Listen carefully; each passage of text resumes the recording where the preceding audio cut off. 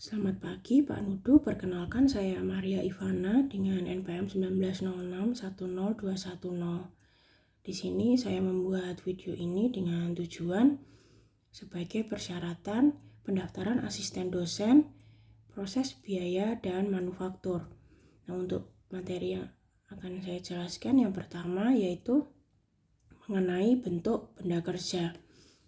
Nah, bentuk benda kerja ini dibagi menjadi dua, yaitu benda kerja rotasional dan benda kerja non-rotasional. Untuk benda kerja rotasional biasanya berbentuk piringan ataupun berbentuk silindris.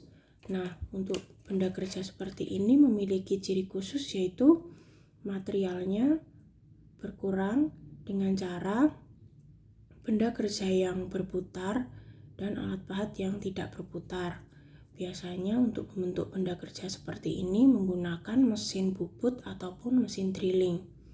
Lalu yang kedua ada benda kerja dengan bentuk non-rotasional, di mana untuk membentuk benda kerja seperti ini biasanya benda kerja akan bergerak secara linear dan alat pahat akan bergerak secara linear ataupun rotasional. Nah, untuk benda kerja ini biasanya berbentuk balok ataupun bidang datar. Untuk membentuk benda kerja dengan bentuk non-rotasional biasanya menggunakan mesin milling. Lalu terdapat faktor untuk dalam pembentukan benda kerja, yaitu ada generating dan juga forming.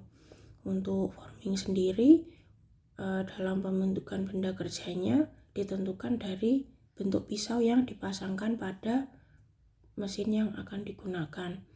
Dan generating ini merupakan proses ketika kita membentuk terlebih dahulu jalur untuk alat pahat bisa membentuk benda kerja.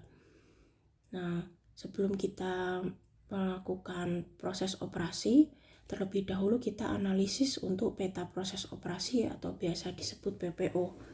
Nah, fungsi dari analisis ini supaya kita bisa mengetahui seberapa banyak kita membutuhkan komponen dan juga seberapa besar kita membutuhkan bahan baku.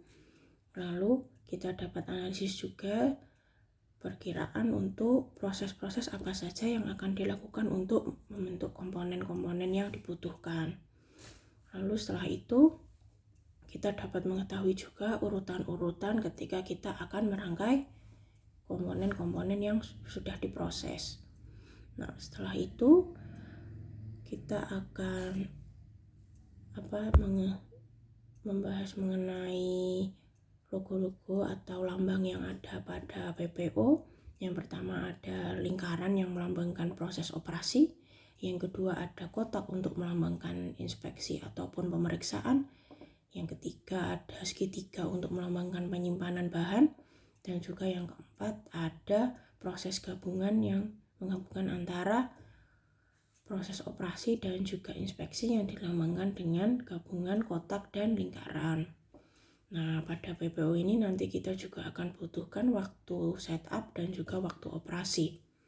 Waktu operasi kita dapatkan ketika kita sudah memulai operasi pada setiap mesin, pada setiap operasi yang sudah kita analisis sebelumnya.